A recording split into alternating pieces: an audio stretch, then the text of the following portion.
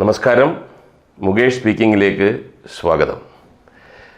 Mukesh speaking തുടങ്ങിയപ്പോൾ തന്നെ ആ കാലഘട്ടത്തിൽ തന്നെ ഞാൻ പറഞ്ഞിട്ടുണ്ട്, എൻ്റെ ഓർമ്മകളാണ് ഞാൻ ഒന്നുകിൽ വളരെ അടുത്തറിഞ്ഞത് അല്ലെങ്കിൽ വളരെ വിശ്വസിക്കാവുന്ന തരത്തിലുള്ള ആൾക്കാർ പറഞ്ഞു കേട്ടത്, അല്ലെങ്കിൽ ഒരു നാട് മുഴുവൻ അറിയുന്ന കാര്യങ്ങൾ. അതിനകത്തൂടെ ഞാൻ ആ സമയത്ത് അവിടെ വേണമെന്നില്ല. അതിനകത്ത് കൗതുകവും എന്തെങ്കിലും തരത്തിലുള്ള തമാശകളൊക്കെ ഉണ്ടെങ്കിലുള്ള അങ്ങനെയുള്ള കഥകളാണെന്ന് പറയുന്നതെന്ന് ഞാൻ പറഞ്ഞിട്ടുണ്ട്. അതല്ലാതെ സിനിമയിലുള്ള കഥകൾ മാത്രമല്ല. അങ്ങനെയാണെങ്കിൽ സിനിമാ കഥകൾ എന്ന് പറഞ്ഞ് ഇറക്കിയാൽ മതിയല്ലോ. പല സന്ദർഭങ്ങളിലും അതിനകത്ത് ചെറിയൊരു വിഷമം ഉണ്ടോ എന്ന് ചോദിച്ചാൽ ഉണ്ട്. നമ്മളുടെ കഥകൾ ഇങ്ങനെ ഇത് പറയേണ്ടതാണ്, ഇത് എനിക്ക് ഈ കാലഘട്ടത്തിൽ ഇങ്ങനെ നടന്നതാണ്, ഞാൻ അനുഭവിച്ചതാണ്, അല്ലെങ്കിൽ അതിലൂടെ വന്നതാണ് എന്നൊക്കെ പറയണമെന്ന് തോന്നുമ്പോഴാണ് ഞാൻ പറയുന്നത്. അപ്പോൾ ഇതിനകത്ത് സിനിമാക്കാരൊന്നും ഇല്ലല്ലോ എന്ന് പറഞ്ഞ് പോകുന്നത് എനിക്ക് വിഷമമുണ്ട്. എന്ന് മാത്രമല്ല, ഇതിനകത്ത് കമൻസ് എൻ്റെ അടുത്ത് കുറേ പേര് ഇപ്രാവശ്യത്തെ മുകേഷ് സ്പീക്കിംഗ് കേൾക്കാൻ പറ്റിയില്ല. ഞാൻ ചോദിച്ചു അതെന്ത് പറ്റി? അല്ല, ആദ്യം ഞാൻ കമൻസൊക്കെ വായിച്ചപ്പോഴത്തേക്ക് അങ്ങനെ ഒരു പുതുമയില്ല എന്നങ്ങനെ പറയുന്ന ഒരു നെഗറ്റീവ് കമൻറ്റ് കേട്ടു. ഞാൻ പറഞ്ഞു അതപ്പം ഒരു 50,000 ആൾക്കാർ കാണുന്ന സ്ഥലത്ത് 1-2 പേരൊക്കെ അങ്ങനെ വരത്തില്ലേ? അല്ല, അതുകൊണ്ട് ഞാൻ ഇച്ചിരി മാറ്റിവെച്ചു.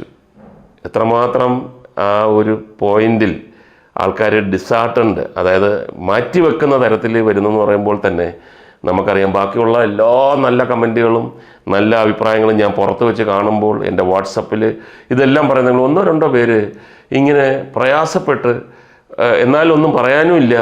അപ്പോൾ അതൊക്കെ പിന്നെ അങ്ങനെ തെറ്റിദ്ധരിക്കുകയോ അല്ലെങ്കിൽ അതിനകത്തൊക്കെ ഇൻഫ്ലുവൻസ്ഡ് ആകുന്ന ആൾക്കാരുണ്ട്. അപ്പോൾ ഞാൻ ഇടയ്ക്ക് വെച്ച് ഞാൻ കുറേ പരീക്ഷണങ്ങളൊക്കെ നടത്തി. ഇതൊന്നും ഇല്ലാതെ തന്നെ ഞാൻ കേട്ടിട്ടുള്ള കഥകളൊക്കെ പറയുന്നതാണ്. അതുമെല്ലാം ഒരുപാട് പേര് നല്ല രീതിയിൽ അതെടുത്തു. അപ്പോൾ ഇത് എന്നാൽ മറ്റുള്ളതിൻ്റെ അത്രയും ഒരു എന്താ പറയുന്നത് ആൾക്കാരിലേക്ക് എത്തുന്നില്ല എന്നൊരു തോന്നൽ എനിക്കില്ല. കുറേ പേര് എൻ്റെ അടുത്ത് പറയുന്നുണ്ട് കഴിഞ്ഞ പ്രാവശ്യത്തിൻ്റെ അത്ര എത്തിയില്ല, സിനിമക്കാർ കഥ അല്ലാത്തതുകൊണ്ടായിരിക്കും. അപ്പോൾ അങ്ങനെയുള്ള ഒരു വേർതിരിവ് ഉണ്ടാകരുത് എന്നുള്ളൊരു അഭ്യർത്ഥനയോട് കൂടിയാണ് ഇന്നത്തെ എപ്പിസോഡ് ആരംഭിക്കുന്നത്. ഇത് എൻ്റെ മനസ്സിനെ സ്പർശിച്ചിട്ടുണ്ട്. ചിലതൊക്കെ ഞാൻ ചിരിച്ചിട്ട് പറഞ്ഞിട്ടുണ്ട്, എനിക്ക് ചിരി ഉണ്ടാക്കിയ സംഭവങ്ങളാണെന്ന് പറഞ്ഞിട്ടുണ്ട്.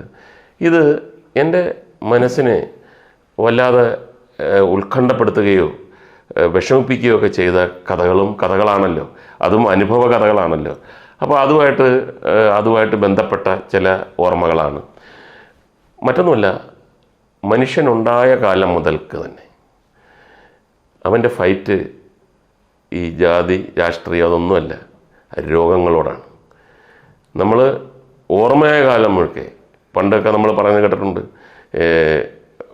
പിന്നെ പുരാതന കാലത്ത്, അതായത് നമ്മളൊക്കെ മനുഷ്യരായിട്ട് എത്തുന്നതിന് മുമ്പ് ചില ആൾക്കാരൊക്കെ പല്ലുവേദന വന്നിട്ട് സ്വയം ആത്മഹത്യ ചെയ്ത് അല്ലെങ്കിൽ സ്വയം മരിച്ചിട്ടുണ്ട്, ജീവിതം അവസാനിപ്പിച്ചിട്ടുണ്ട്. കാര്യം പല്ലുവേദനയെ അതിജീവിക്കാൻ പറ്റുന്നില്ല. അപ്പോൾ അങ്ങനെ ഓരോരോ കാലഘട്ടങ്ങൾ, വേദന, അസ്വസ്ഥത ഇതൊക്കെ വരുമ്പോൾ എത്ര വലിയ പ്രഗത്ഭന്മാരാണെങ്കിലും എത്ര വലിയ ധൈര്യമുള്ളവരാണെങ്കിലും ഒക്കെ കുറച്ചൊന്ന് ഡൗണായി പോകുന്നത് നമുക്ക് കാണാം. പിന്നീട് അതിനെ നമ്മൾ അതിജീവിക്കുന്നു. ലോകത്തെ ഏറ്റവും ബുദ്ധിയുള്ള ജീവി എന്താണെന്ന് വെച്ചാൽ മനുഷ്യരാണ്. കണ്ടുപിടുത്തങ്ങളും ഗവേഷണങ്ങളും അതിനെ അതിജീവിച്ച് വരുമ്പോൾ നാച്ചുറലി അതിൻ്റെ ആഫ്റ്റർ എഫക്റ്റ് ആകാം, അതല്ലെങ്കിൽ പുതിയ എന്തെങ്കിലും തരത്തിലുള്ള നമ്മൾ പ്രകൃതിയെ ആയിട്ട് സിങ്കാകാതെ പ്രകൃതിയെ ദ്രോഹിച്ചത് കൊണ്ട് ആകാം, ഏതോ പുതിയ അസുഖങ്ങൾ വരികയാണ്. നമ്മൾ തന്നെ പല സന്ദർഭങ്ങളിലും നമ്മളെ ജീവന് തന്നെ ഭീഷണിയായിട്ടുള്ള ഒരുപാട് അസുഖങ്ങൾ നമ്മൾ കണ്ടിട്ടുണ്ട്.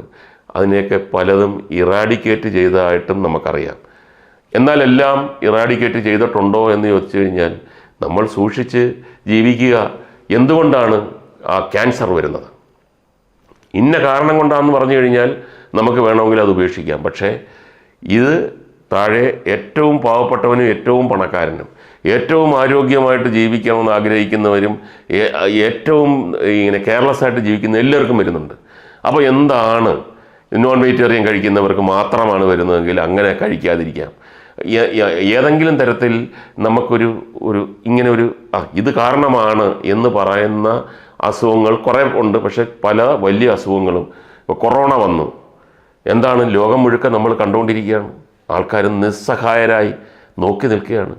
നമ്മുടെ ഒറ്റവരും ഉടയവരുമായിട്ടുള്ള ആൾക്കാരൊക്കെ മരിച്ചു വീഴുന്നു, നമുക്കൊന്നും ചെയ്യാൻ പറ്റുന്നില്ല. അങ്ങനെ അതിനെ അതിജീവിച്ച് വരുമ്പോൾ അതിൻ്റെ വകഭേദങ്ങൾ. അപ്പോൾ പല സന്ദർഭങ്ങളിലും നമ്മളെ തോൽപ്പിച്ചിട്ടുള്ളത് അല്ലെങ്കിൽ നമ്മൾ തോൽപ്പിച്ചിട്ടുള്ള രോഗങ്ങളാണ്. അപ്പോൾ അങ്ങനെയുള്ള ചില ഓർമ്മകളാണ് ഞാൻ നിങ്ങളുമായിട്ട് പങ്കുവെക്കുന്നത്. അശ്വമേധം എന്ന് പറഞ്ഞൊരു നാടകം, സിനിമയും വന്നിട്ടുണ്ട്. സിനിമയിൽ സത്യനാണ് അഭിനയിക്കുന്നത്. നാടകത്തിൽ KPSCയുടെ നാടകമാണത്, തോപ്പിൽ ബാസി എഴുതിയ നാടകം. അതിനകത്ത് ആ നാടകം കുഷ്ഠരോഗമാണ്. ആ കാലഘട്ടത്തിൽ കുഷ്ഠരോഗം വന്നു കഴിഞ്ഞാൽ കണ്ടേജിയസുമാണ്. വന്നു കഴിഞ്ഞാൽ പിന്നെ രക്ഷയില്ല. കൈ മുരടിക്കും, മനസ്സ് മുരടിക്കും, കൈ വിരലുകൾ ഇങ്ങനെ അടർന്നു പോകും. ആരെങ്കിലും അടുത്ത് വന്നു കഴിഞ്ഞാൽ അയാൾക്കും പിടിക്കും. അതുകൊണ്ട് പകർച്ചവ്യാധിയും കൂടെയാണ്. അപ്പോൾ അത് ഒരു തരത്തിലും ആർക്ക് വേണമെങ്കിലും വരാം. അങ്ങനെ വൃത്തിയായിട്ട് ജീവിക്കണം, ജീവിച്ചവർക്ക് വരുന്നില്ല, അങ്ങനെയൊന്നുമില്ല. ആർക്ക് വേണമെങ്കിലും വരാം. നമ്മൾ നടന്നു പോകുമ്പോൾ എതിരെ എന്തെങ്കിലും തരത്തിലുള്ള ഒരു രോഗി അതുവഴി പാസ് ചെയ്ത് കഴിഞ്ഞാൽ നമുക്ക് വരാം ഒരാൾ. അപ്പോൾ അവിടെയെല്ലാം ഈ ആശുപത്രികൾ നിർബന്ധിത സെല്ലുകളിലാക്കുന്ന ഒരു കാലഘട്ടം ഉണ്ടായിരുന്നു. അപ്പോൾ അശ്വമേധം എന്ന നാടകത്തിനകത്ത് കുഷ്ഠരോഗികളുടെ കഥയാണ്. കുഷ്ഠരോഗികളുടെ കഥ എന്ന് പറഞ്ഞു കഴിഞ്ഞാൽ നായിക ഷീലാമ്മയാണ് സിനിമയിൽ. കല്യാണം നിശ്ചയിച്ചിരിക്കുകയാണ്. 7 ദിവസം കഴിഞ്ഞാൽ കല്യാണമാണ്. ആ ദിവസം ആ പാട്ടാണ് 7 സുന്ദര രാത്രികൾ, ഏകാന്ത സുന്ദര രാത്രികൾ. അങ്ങനെ ആ എല്ലാ പ്രതീക്ഷയോടുകൂടി വിവാഹ ജീവിതത്തിലേക്ക് ഇഷ്ടപ്പെട്ട പുരുഷനെ വിവാഹം കഴിച്ച് ജീവിക്കാം. നസീർ സാറിനെയാണ് കല്യാണം കഴിക്കുന്നത്. അവിടുത്തെ ഡോക്ടറാണ് സത്യൻ. അപ്പം ആ ദിവസങ്ങളിൽ അറിയുകയാണ് ഇവർക്ക് കുഷ്ഠരോഗമുണ്ടെന്ന്. കല്യാണം നടക്കത്തില്ലെന്ന് മാത്രമല്ല, ഇവർ നൂറനാട് ഈ ലെപ്ര സാനിറ്റോറിയം ഉണ്ട്, അവിടെ പോയി താമസിക്കേണ്ടതായിട്ട് വരും. ഐസൊലേഷനാണ്. അവിടെയുള്ള മറ്റുള്ള രോഗികളുടെ കൂടെ താമസിക്കേണ്ടതായിട്ട് വരും. അപ്പോൾ അതിനകത്ത് കാമ്പിശ്ശേരി കരുണാകരൻ, അദ്ദേഹം ഒരു കുഷ്ഠരോഗിയായിട്ടാണ്. അദ്ദേഹം അവിടുന്ന് മതിലിയാടിയിട്ട് പോലീസ് ഇയാളെ വേട്ടയാടിക്കൊണ്ടിരിക്കുകയാണ്. അപ്പോൾ അദ്ദേഹം ചോദിക്കുന്ന ഒരു ചോദ്യമുണ്ട്, വളരെ പ്രസക്തമായി ലോകത്തോട് ചോദിച്ച ചോദ്യമാണ്. ഒരു മലയാള നാടകം ലോകത്തോട് ചോദിച്ചിട്ട് ലോകം ഞെട്ടിയ ഒരു ചോദ്യമുണ്ട്. രോഗം ഒരു കുറ്റമാണോ? എന്തിനാണ് എന്നെ പോലീസ് അറസ്റ്റ് ചെയ്യുന്നത്? എന്തിനാണ് എന്നെ ജയിലിലടയ്ക്കുന്നത്? എനിക്ക് കുറ്റം, എൻ്റെ കുറ്റം, ഞാൻ രോഗിയാണ്. അപ്പം ഞാനാണോ കുറ്റക്കാരൻ? രോഗം വരുന്നത് ഒരു കുറ്റമാണോ എന്ന് ചോദിച്ച് എല്ലാ വലിയ ആൾക്കാർ തല കുനിച്ചിട്ടുണ്ട്. സത്യമാണ്, നമുക്ക് നിവൃത്തിയില്ല, വേറെ ഒരു പോംവഴി. എന്നാൽ നമ്മളതിനെ അതിജീവിച്ചു. കുഷ്ഠത്തിനെ നമ്മൾ അതിജീവിച്ചു. എൻ്റെയൊക്കെ കാലഘട്ടത്തിൽ, ഞാനൊക്കെ സ്കൂളിൽ പഠിക്കുന്ന അല്ലെങ്കിൽ ആ ചെറുപ്രായത്തിൽ വസൂരി എന്നൊരു അസുഖം ഉണ്ടായിരുന്നു. ഞാൻ ഒക്കെ വന്ന് ആ സമയത്തൊക്കെ വസൂരി പോയി. ഈ സ്മോൾ പോക്സിൻ്റെ കാഠിന്യമുള്ളൊരു സംഭവമാണ്. ഇതേപോലെ തന്നെ പകർച്ചവ്യാധിയാണ്, ഒറ്റപ്പെടുത്തി കളയും. അതേപോലെ തന്നെയായിരുന്നു ട്യൂബർക്ലോസിസ്, ക്ഷയം. ഈ അടുത്ത സമയത്ത് MLA എന്ന നിലയിൽ ഞാൻ കൊല്ലത്ത് ഒരു ഫംഗ്ഷൻ അറ്റൻഡ് ചെയ്തിട്ട് 2025 ആകുമ്പോൾ നമ്മുടെ രാജ്യത്ത് ട്യൂബർക്ലോസിസ് ഇല്ലാതാക്കും, ഇറാഡിക്കേറ്റ് ചെയ്യുന്ന അതിൻ്റെ ഒരു യോഗമാണ്. അപ്പോൾ അവിടെ ഇരുന്നുകൊണ്ട് ഞാൻ ആലോചിച്ച ഒരു ചെറിയ ഒരു അനുഭവം ആദ്യം നിങ്ങളുമായിട്ട് പങ്കുവെക്കാം. ഒരു ദിവസം ഞാൻ കോളേജിൽ പഠിക്കുന്ന സമയമാണ്. അച്ഛനും അമ്മയും നാടകത്തിന് പോയിരിക്കുകയാണ്. ഉടനെ വരും, 1-2 ദിവസത്തിനകം വരും. ഒരു കോളിംഗ് ബെല്ലടിക്കുന്നു. തുറന്നു നോക്കുമ്പോൾ ഒരു പ്രായം ചെന്ന ഒരാൾ, എൻ്റെ അച്ഛൻ്റെയൊക്കെ പ്രായം ചെന്ന ഒരാളാണ്, ഒരു മധ്യവയസ്കൻ. പക്ഷേ ഏതോ ഒരു കാലത്ത് അദ്ദേഹം ഒരു സുന്ദരനായിരുന്നു, ആരോഗ്യവാനായിരുന്നു, നല്ല ഉന്നത കുലജാതനായിരുന്നു എന്നുള്ളത് ഒറ്റ നോട്ടത്തിൽ. പക്ഷേ ഇപ്പോൾ വളരെ മെലിഞ്ഞിരിക്കുകയാണ്. ഷർട്ടിൻ്റെയൊക്കെ ഈ മടക്കി വെച്ചിട്ട് പോലും അതിനകത്തൂടെ കൈയൊക്കെ ചെറുതായിട്ടുള്ള ചെറിയ കൈകളാണ്. ചിരി ഹൃദയത്തിൽ തുളഞ്ഞു കയറുന്ന ആ ഗ്രേസ്ഫുൾ ചിരിയാണ്. അപ്പോൾ എന്നെ കണ്ടപ്പോൾ ഇത് മാധവൻ്റെ മകനാണ്, ഈ വീട്ടിൽ അദ്ദേഹത്തിൻ്റെ മകനാണെന്നുള്ളത് മനസ്സിലായിട്ട് മോനെ എന്ന് വിളിക്കുകയാണ്. അച്ഛനെവിടെ? അപ്പോൾ ഞാൻ പറഞ്ഞു, അച്ഛൻ നാടകത്തിന് പോയിരിക്കുകയാണ്. പെട്ടെന്ന് ഈ ക്ഷീണിതനായ ഈ ഈ മനുഷ്യൻ്റെ മുഖം ഒന്ന് മങ്ങി. ഓ, ഞാൻ പറഞ്ഞു പേടിക്കണ്ട, 3 ദിവസം കഴിയുമ്പോൾ വരും മാമൻ. മാമൻ എന്നാണ് അന്ന്, അപ്പോൾ അങ്കിളെന്ന് നമ്മൾ വിളിക്കുന്ന ഒരു സമ്പ്രദായമില്ല, എല്ലാവരും ഇങ്ങനെ പ്രായത്തിലുള്ളൊരു മാമൻ. 3 ദിവസം കഴിഞ്ഞ് വന്നാൽ അച്ഛനെ കാണാം. അപ്പോൾ അദ്ദേഹം ആ ഷോക്കിൽ നിന്നും ഒന്ന് മാറിയിട്ട് എവിടെയോ നോക്കി ഒന്ന് ചിരിച്ചു. എന്നിട്ട് പറഞ്ഞു, ഞാനീ കുറ്റാലം വരെ പോവുകയാണ്. അപ്പോൾ കുറ്റാലം എന്ന് പറഞ്ഞാൽ കൊല്ലംകാരുടെ ഒരു ടൂറിസ്റ്റ് സ്ഥലമാണ്. ഇമ്മിണി കാശൊക്കെ കിട്ടുമ്പം 1.5 മണിക്കൂറേ ഉള്ളൂ. കുറ്റാലത്ത് വെള്ളച്ചാട്ടമുണ്ട്, അവിടെ ഒരു ടൂറിസ്റ്റ് സ്ഥലമാണ്. സ്ഥലമൊക്കെ കണ്ട് തമിഴ്നാട്ടിൽ പോയെന്നുള്ള ഒരു സംതൃപ്തിയും വരും. അപ്പോൾ രാവിലെ പോയി കഴിഞ്ഞാൽ വൈകുന്നേരം വരും. അപ്പം ഞാൻ പെട്ടെന്ന് മനസ്സിൽ അപ്പം ഞാൻ പറഞ്ഞു, അതെ, കുറ്റാലത്ത് പോയിട്ട് 3 ദിവസം കഴിഞ്ഞ് വന്നു കഴിഞ്ഞാൽ കാണാം. അപ്പം അദ്ദേഹം പറഞ്ഞു, മാധവൻ വരുമ്പോൾ വർമ്മ എന്ന് പറഞ്ഞാൽ അറിയും, മറക്കില്ല. ഞാനും മാധവനും ഉറ്റ ചങ്ങാതിമാരായിരുന്നു. കോളേജിൽ പഠിക്കുന്ന കാലത്തും പാർട്ടി പ്രവർത്തനത്തിലും കലാപരിപാടികൾക്കും എല്ലാം ഞാൻ കൂടുമായിരുന്നു. അപ്പോൾ കുറേ നാളായി ഞാൻ കണ്ടിട്ട്. മാധവനെൻ്റെ ആത്മാർത്ഥ സുഹൃത്താണ്. അപ്പം മോൻ അച്ഛൻ വരുമ്പോൾ വർമ്മ വന്നിരുന്നു. ആ സ്ഥലപ്പേരും പറഞ്ഞു, ഞാൻ ആ സ്ഥലപ്പേര് പറയുന്നില്ല. കുറ്റാലത്തേക്ക് പോയി എന്ന് പറയണം. അപ്പോൾ ഞാൻ പെട്ടെന്ന് ഇദ്ദേഹം ഇങ്ങനെ ഇത്രയും ഡള്ളാവേണ്ട ആവശ്യമില്ല, ഇത്രയും ഇങ്ങനെ തല കുനിക്കേണ്ട ആവശ്യമില്ല. അപ്പം ഞാൻ പറഞ്ഞു, ഇല്ല മാമ, അങ്ങനെ ഇത് 2-3 ദിവസത്തെ കാര്യമല്ലേ ഉള്ളൂ. അപ്പം പുള്ളി വീണ്ടും ആ പഴയ ചിരി ചിരിച്ചിട്ട് എന്നോട് പറഞ്ഞു, മോൻ കുറ്റാലത്ത് ഞാൻ പോകുന്നെന്ന് പറഞ്ഞാൽ വെള്ളച്ചാട്ടം കാണാൻ പോകുന്നതാണോ വിചാരിച്ചത്? ഞാൻ പറഞ്ഞല്ല, പിന്നെ കുറ്റാലത്ത് അവിടെ ഒരു ക്ഷയരോഗ ആശുപത്രിയുണ്ട്, വലിയൊരു ക്ഷയരോഗ ആശുപത്രിയാണ്. എനിക്ക് ക്ഷയമാണ്. ഞാൻ പോകുന്ന പോക്കിൽ, ഞാൻ അങ്ങോട്ട് പോവുകയാണ്, പോകുന്ന പോക്കിൽ എൻ്റെ ആത്മമിത്രം മാധവനെ കണ്ട് യാത്ര പറഞ്ഞിട്ട് പോകണമെന്നുള്ളത് എൻ്റെ ഒരു വലിയ ആഗ്രഹമായിരുന്നു. അതിന് ഞാൻ വന്നു. 3 ദിവസം ഒന്നും എനിക്ക് നിൽക്കാൻ പറ്റില്ല, നാളെ കുറ്റാലത്ത് ആശുപത്രിയിൽ കയറണം. വീണ്ടും ഞാൻ സമാധാനിപ്പിക്കുന്ന തരത്തിൽ അദ്ദേഹത്തിനോട് പറഞ്ഞു, അല്ല, ആശുപത്രി പോയി മരുന്നുമൊക്കെ മേടിച്ച് കുറച്ച് ദിവസം ചികിത്സയൊക്കെ കഴിഞ്ഞു വരില്ലേ എന്ന് പറഞ്ഞപ്പോഴാണ് അദ്ദേഹം എൻ്റെ കണ്ണിലേക്കൊന്ന് നോക്കി. ആ നോട്ടത്തിന് ഒരുപാട് അർത്ഥമുണ്ടായിരുന്നു. എന്നിട്ട് ഡയലോഗൊന്നുമില്ല, ഈ കൈ വെച്ചിട്ട് ഒരു തിരിച്ചു വരവുണ്ടാവില്ല. എനിക്ക് മറക്കാൻ പറ്റാത്ത, രോഗത്തിൻ്റെ മുമ്പിൽ മനുഷ്യൻ ഒന്നുമല്ലാതായി പോകുന്ന, തലകുനിച്ച് ഇങ്ങനെ രോഗത്തിന് അതിൻ്റെ മുമ്പിൽ കീഴടങ്ങുന്ന ഒരു മനുഷ്യ സമൂഹത്തെയാണ് ഞാൻ കണ്ടത്. അദ്ദേഹത്തിൻ്റെ നടന്നു പോകുമ്പോൾ അദ്ദേഹം ഒന്ന് ഏന്തി വലിഞ്ഞോ എന്നെനിക്ക് സംശയമുണ്ട്. അത്രമാത്രം അദ്ദേഹം ക്ഷീണിതനായിരുന്നു. 3 ദിവസം കഴിഞ്ഞപ്പോൾ ഞാൻ അച്ഛനോട് പറഞ്ഞു, ഇങ്ങനെ ഒരു വർമ്മ എന്ന് പറഞ്ഞപ്പോൾ തന്നെ, എന്നിട്ട് നീ അയാൾക്ക് സുഖമില്ലെന്ന് പറഞ്ഞു. ഞാൻ ഈ നാടകമായിട്ട് കുറച്ച് നാളായി കണ്ടിട്ട്. ഞാൻ നടന്ന സംഭവം പറഞ്ഞപ്പോൾ അച്ഛൻ്റെ കണ്ണ് നിറഞ്ഞു. പിന്നീട് വർമ്മ ഒരിക്കലും കുറ്റാലം വിട്ടിട്ട് മറ്റൊരു സ്ഥലത്തിലേക്കും പോകാൻ കഴിഞ്ഞിട്ടില്ല. അവിടെ തന്നെ അദ്ദേഹത്തിൻ്റെ അന്ത്യമായിരുന്നു എന്നാണ് എനിക്ക് മനസ്സിലാക്കാൻ കഴിഞ്ഞത്. ഞാൻ ഇത്രയും വികാരത്തോടു കൂടി പറയുന്നതെന്ന് പറഞ്ഞു കഴിഞ്ഞാൽ, അങ്ങനെയുള്ള ഒരുപാട് കാഴ്ചകൾ ആ കാലഘട്ടത്തിൽ നേരിട്ട് കാണാൻ പറ്റുമായിരുന്നു. വേറൊരു ഓർമ്മ എന്ന് പറയുന്നത്, ഞാൻ സജീവ സിനിമയിൽ നിൽക്കുന്ന ഒരു കാലഘട്ടം, കുറച്ച് കൊല്ലങ്ങൾക്ക് മുമ്പാണ്. ഇലക്ഷനിൽ ഇടതുപക്ഷം വിജയിച്ചു. സഖാവ് VS അച്യുതാനന്ദൻ മുഖ്യമന്ത്രിയായിട്ട് സത്യപ്രതിജ്ഞ ചെയ്തു. ആ ഒരു കാലഘട്ടത്തിൽ കൈരളി TV-ക്ക് വേണ്ടി എല്ലാ മന്ത്രിമാരെയും ഇൻ്റർവ്യൂ ചെയ്യണം. ഞാൻ ഒരു സിനിമാ നടൻ എന്നുള്ള ലേബലിൽ ഒരു 3-4 മണിക്കൂർ അവരുമായിട്ട് ഇൻ്റർവ്യൂ, എന്താണ് ചെയ്യാൻ പോകുന്നത്, എങ്ങനെയാണ് രാഷ്ട്രീയത്തിലേക്ക് വന്നത്, എന്തൊക്കെയാണ് കുടുംബം, ഇങ്ങനെയൊക്കെയുള്ള വിഷയം വെച്ചിട്ട് വളരെ പ്ലസൻ്റായിട്ട് ഒരു ഇൻ്റർവ്യൂ ആണ്. പലരെയും ഇൻ്റർവ്യൂ ചെയ്ത് വരുവാണ്. അവർക്ക് പറയാനുള്ളതെല്ലാം, ജനങ്ങളോട് പറയാനുള്ളതെല്ലാം പറയുന്നു. അത് എന്നിലൂടെ പറയുമ്പോൾ എൻ്റെ ചോദ്യങ്ങളൊക്കെ രസകരമായിട്ടുള്ള, അവർക്ക് സന്തോഷം തോന്നുന്ന ചോദ്യങ്ങളൊക്കെ ചോദിക്കുമ്പോൾ അതിന് മറുപടിയൊക്കെ പറയുന്നു. അങ്ങനെ VS അച്യുതാനന്ദൻ അദ്ദേഹത്തിൻ്റെ 2 പ്രാവശ്യം മാറ്റിവെച്ചു. അദ്ദേഹം മുഖ്യമന്ത്രി ആയതുകൊണ്ട് മുകേഷ് ഇന്ന് നടക്കത്തില്ല, നാളെ. ഓക്കെ.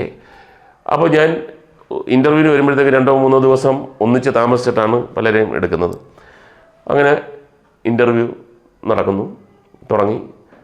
വളരെ പ്രസന്നവാനായിട്ട് അദ്ദേഹം സന്തോഷത്തോടെ കൂടെ ഓരോ കാര്യങ്ങൾ പറയുന്നു. കമ്മ്യൂണിസ്റ്റ് പാർട്ടിയുടെ ചരിത്രവും അതിന് അദ്ദേഹം രാഷ്ട്രീയത്തിലേക്ക് വരാനുണ്ടായ കാര്യവും ചെറുപ്പകാലത്ത് അദ്ദേഹം പഠിക്കുവാൻ സ്കൂളിൽ പോകാൻ ഉണ്ടായ പ്രയാസങ്ങളെക്കുറിച്ചും എതിർപ്പുകളെക്കുറിച്ചും ഒക്കെ ഇങ്ങനെ ആ കാലഘട്ടത്തിൻ്റെ ഒരു രീതി അതായിരുന്നു. നീയൊക്കെ എന്തിനാടാ പഠിക്കുന്നത് എന്ന് ചോദിച്ച് ആൾക്കാരെ അടിച്ചോട്ടിച്ചിട്ടുണ്ട്. വീട്ടിൽ ചെല്ലുമ്പോൾ അച്ഛൻ പറഞ്ഞു, അപ്പം അദ്ദേഹത്തിൻ്റെ ജ്യേഷ്ഠനും നേരത്തെ വന്നുകൊണ്ട് അച്ഛൻ ചോദിച്ചു, നീ അവിടെ എന്താ ഇന്ന് സ്കൂളില്ലേ എന്ന് ചോദിച്ചപ്പോൾ പറഞ്ഞു, ഇങ്ങനെ അടിച്ചു, നീയൊക്കെ എന്തിനാടാ പഠിക്കുന്നതെന്ന് ചോദിച്ചു എന്ന് പറഞ്ഞു. അപ്പോൾ അച്ഛൻ പറഞ്ഞു, സാധാരണ മക്കൾ തിരിച്ചടിക്കണം, അല്ലെങ്കിൽ അടിയും വഴക്കുമായിട്ട് നടക്കരുത് എന്നൊക്കെ പറയുമെന്നാണ് ഇവർ പ്രതീക്ഷിച്ചത്. പക്ഷേ അച്ഛൻ പറഞ്ഞു, നാളെ രാവിലെ തന്നെ സ്കൂളിൽ പോകണം, നിൻ്റെ അവകാശമാടാ പഠിക്കേണ്ടെന്നുള്ളത്. ആരെങ്കിലും അടിച്ചാൽ തിരിച്ചടിച്ചേരെ, അമ്മമാരടിച്ച് കൊല്ലട്ടെ, എന്നാലും വിടരുത്, നമ്മൾ പഠിക്കണം എന്ന് അച്ഛൻ പറഞ്ഞെന്നുള്ള പുള്ളി പറഞ്ഞു. അപ്പം ഞാൻ പെട്ടെന്നിങ്ങനെ സംസാരത്തിനിടയിൽ ഞാൻ ചോദിച്ചു, സി എമ്മിന് മറക്കാനാകാത്ത എന്തെങ്കിലും ഒരു ഓർമ്മയുണ്ടോ? അപ്പോൾ അദ്ദേഹം അങ്ങനെ ഒരുപാട് ചിന്തിച്ച് മറക്കാനാകാത്ത ഒരു ഓർമ്മ അങ്ങനെയൊന്നുമല്ല പറഞ്ഞു. പല ഓർമ്മകളുണ്ടെങ്കിലും ഒരു ഓർമ്മ ഞാൻ പങ്കുവെക്കാം. അപ്പോൾ എനിക്കും താല്പര്യമായി. കാര്യം എന്തെങ്കിലും രാഷ്ട്രീയ സംഘടനകളോ സംഘർഷങ്ങളോ ജയിൽ ജീവിതമോ അങ്ങനെയൊക്കെയുള്ള കാര്യങ്ങളായിരിക്കുമെന്നാണ് ഞാൻ മനസ്സുകൊണ്ട് പ്രതീക്ഷിച്ചത്. അദ്ദേഹം പറഞ്ഞു, വളരെ ചെറിയ പ്രായമാണ് എനിക്ക്. അങ്ങനെ ചെറിയ പ്രായമായതുകൊണ്ട് അതിൻ്റെ ഓരോ നിമിഷവും ഞാൻ ഓർക്കുന്നുണ്ട്. മറക്കാൻ പറ്റാത്ത അനുഭവമാണ്. അപ്പോൾ എനിക്കും താല്പര്യമായി. അതെന്താണ് സി എം മറക്കാൻ പറ്റാത്തത്? അതായത് എൻ്റെ അച്ഛനമ്മ, ഞാൻ, എൻ്റെ സഹോദരൻ എല്ലാവരും ഒന്നിച്ച് വളരെ വളരെ പാവപ്പെട്ട കുടുംബമാണ്. ഒന്നിച്ച് താമസിക്കുന്നു. ഞങ്ങൾ സ്കൂളിൽ പോകുന്നു, അച്ഛൻ ജോലിക്ക് പോകുന്നു. പെട്ടെന്നൊരു ദിവസം സ്കൂളിൽ നിന്ന് വന്നപ്പോൾ അമ്മയില്ല. ആരോ പറഞ്ഞു, അമ്മയ്ക്ക് സുഖമില്ല.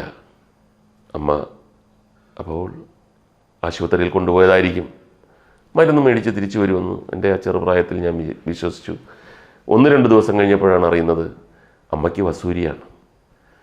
വസൂരി വന്നാൽ ആൾക്കാരെ വിജനമായ ഒഴിഞ്ഞ സാധാരണ മനുഷ്യർ ചെല്ലാൻ പറ്റാത്ത തരത്തിലുള്ള ഒരു ഓലക്കുടില് കെട്ടിയിട്ട് മരണത്തിന് വിട്ടുകൊടുക്കുകയാണ്. മരിക്കുന്നത് വരെ പുറം ലോകവുമായി ബന്ധമില്ല. അവിടെ ആ കുടിലിൽ ഈ ഇമ്മ്യൂണിറ്റി വന്ന, അതായത് ഒരു പ്രാവശ്യം വന്ന് അത് അതിജീവിച്ച ഏതെങ്കിലും ഒരാൾ, ചിലപ്പോൾ വൈദ്യരായിരിക്കാം, അങ്ങനെയുള്ള ഒരാൾ 2 ദിവസം കൂടുമ്പോഴോ 3 ദിവസം കൂടുമ്പോഴോ അവിടെ ചെല്ലുന്നു, ഭക്ഷണത്തിനുള്ള ഏർപ്പാടുകൾ ചെയ്യുന്നു. എന്നിട്ട് മരുന്ന്, അങ്ങനെ പ്രത്യേകിച്ച് മരുന്നൊന്നുമില്ല, വേദന കുറയ്ക്കാൻ എന്തെങ്കിലുമൊക്കെ കുഴമ്പോ എന്തെങ്കിലും കഷായമൊക്കെ, ചുമ്മാ മരിക്കാൻ പോവുകയാണ്. കാര്യം ആർക്കും രക്ഷപ്പെടുത്താൻ പറ്റില്ല, കൂടെ താമസിപ്പിക്കാനും പറ്റില്ല. മരിക്കുമ്പോൾ പായിൽ ചുരുട്ടിക്കെട്ടി ദഹിപ്പിക്കുകയാണ്. അപ്പോൾ അങ്ങനെ ഉള്ള ഒരു കാലഘട്ടം. അപ്പോൾ അമ്മ പോയിരിക്കുകയാണ്. അപ്പോൾ ആദ്യം എനിക്ക് എൻ്റെ സീരിയസ്നെസ് മനസ്സിലായില്ല. പിന്നെ എൻ്റെ ജ്യേഷ്ഠനും മറ്റുള്ളവരും പറഞ്ഞു തന്നു, ഇനി എൻ്റെ അമ്മയെ കാണാനൊക്കില്ല. എനിക്ക് താങ്ങാൻ പറ്റുന്നതിനപ്പുറമായിരുന്നു. കാര്യം എൻ്റെ കാണപ്പെട്ട ദൈവം എൻ്റെ അമ്മയായിരുന്നു. അമ്മയുമായിട്ടായിരുന്നു എൻ്റെ എല്ലാ വിധത്തിലുള്ള സംസാരങ്ങളും കാര്യങ്ങളും എല്ലാം അമ്മയെ ബേസ് ചെയ്തിട്ടാണ് ഞാൻ ജീവിച്ചിരുന്നത്. അപ്പോൾ എനിക്കതങ്ങോട്ട് വിശ്വസിക്കാൻ പറ്റുന്നില്ല. അപ്പോൾ അത് ജീവിച്ചേ പറ്റൂ, അത് വിശ്വസിച്ചേ പറ്റൂ. അങ്ങനെ വളരെ മ്ലാനമായിട്ടുള്ളൊരു വീടാകുന്നു. ചിരിയും കളിയുമൊക്കെ മാറി ഇങ്ങനെ പോയപ്പോൾ ഒരു ദിവസം വൈദ്യർ വന്ന് അച്ഛനോട് പറയുന്നത് ഞാൻ കേട്ടു, ഇന്നോ നാളെയോ പറയാനൊക്കില്ല. ഞെട്ടിപ്പോയി. അച്ഛൻ കണ്ണു തുടച്ചു. അപ്പോൾ വൈദ്യര് പറഞ്ഞു, ഞാൻ ഇപ്പോൾ വന്നത് കുട്ടികളുടെ അമ്മയ്ക്കൊരാഗ്രഹം, കുട്ടികളെ ഒന്ന് കാണണമെന്ന്. അപ്പോൾ അച്ഛൻ്റെ കണ്ണ് വിടർന്നു. എങ്ങനെ? അത് ഒരു പുഴയുടെ ഒരു ചെറിയ പുഴയുണ്ട് ഒഴുകുന്ന, അതിൻ്റെ അപ്പുറത്താണ് ഈ കുടിൽ കെട്ടിയിരിക്കുന്നത്. അവിടെയാണ് താമസിക്കുന്നത്. കുട്ടികളും നിങ്ങളും കൂടെ പുഴയുടെ ഇപ്പുറത്തൂടെ നടന്ന് നീങ്ങുക. എന്നിട്ട് ആ കുടിലിനെ നോക്കി കൈ കാണിക്കുക. കുടിലിനകത്ത് ഓലയുടെ മറവിൽ ആ കീറിലൂടെ 2 കണ്ണുകൾ കുട്ടികളുടെ അമ്മ അവസാനമായി അവരെ കാണുന്നുണ്ടാകും. അവസാനത്തെ ആഗ്രഹമാണത്. ഞാൻ തരിച്ചിരുന്നു പോയി. എന്തൊരു ജീവിതാനുഭവമാണ്. അങ്ങനെ രാവിലെ ഇവർ നടന്നു പോവുകയാണ്. അപ്പോൾ വൈദ്യര് പറഞ്ഞു, കൈ കാണിച്ചോ എന്ന് പറഞ്ഞു. ഒരു കുടിലിനെ നോക്കി ഈ കുട്ടികൾ അവസാനമായി തങ്ങളുടെ അമ്മ അപ്പുറത്തുണ്ട്, കണ്ണ് നിറഞ്ഞ് ഒഴുകുന്നുണ്ടാകും, തങ്ങളെ തന്നെ മാത്രം നോക്കി നിൽക്കുന്നുണ്ടാകും എന്ന് മനസ്സിൽ വിചാരിച്ചുകൊണ്ട് കൈ കാണിച്ച് അവസാനത്തെ കൈ കാണിപ്പ്. ഇങ്ങനെ ഒരു രംഗം ആലോചിക്കുമ്പോൾ തന്നെ നമുക്ക് വല്ലാതാവുകയാണ്. എന്തൊരു അനുഭവമാണത്. നടന്നുപോയി. പിന്നെ അമ്മയെ കണ്ടിട്ടില്ല. അമ്മയുടെ ശരീരമോ അമ്മ ദഹിപ്പിക്കുന്നത് പോലും ഞങ്ങൾ കണ്ടിട്ടില്ല. തീച്ചുളയിൽ ഇങ്ങനെ വരട്ടിയെടുത്ത ആ അനുഭവം പറഞ്ഞ് എനിക്ക് വീണ്ടും കൂടുതൽ ചോദ്യങ്ങൾ ചോദിക്കുവാൻ പോലും അശക്തനായിരുന്നു. ഒരു കാലഘട്ടം മുഴുവൻ രോഗം നമ്മളെ കാർന്നു തിന്നുന്ന, നമ്മളെ കീഴടക്കുന്ന ഒരു കാലഘട്ടം. അതിനെ അതിജീവിച്ച് കൊണ്ടേയിരിക്കുന്നു. പുതിയ രോഗങ്ങൾ വന്നുകൊണ്ടേയിരിക്കുന്നു. അതുകൊണ്ടാണ് ചില വിവരവും വിദ്യാഭ്യാസവും ഒക്കെ ഉള്ള വലിയ ആൾക്കാർ ചിലപ്പം പറയും, നീയൊക്കെ എന്തിനാടാ ഇങ്ങനെ അഹങ്കരിക്കുന്നത്? ഒരു ചെറിയ പനി വന്നാൽ പോരെ, എല്ലാം തീരത്തില്ലേ? അതിനകത്ത് ഒരുപാട് അർത്ഥങ്ങളുണ്ട്. ഇന്നത്തെ എപ്പിസോഡ് ഇവിടെ അവസാനിപ്പിക്കുന്നു. നന്ദി, നമസ്കാരം.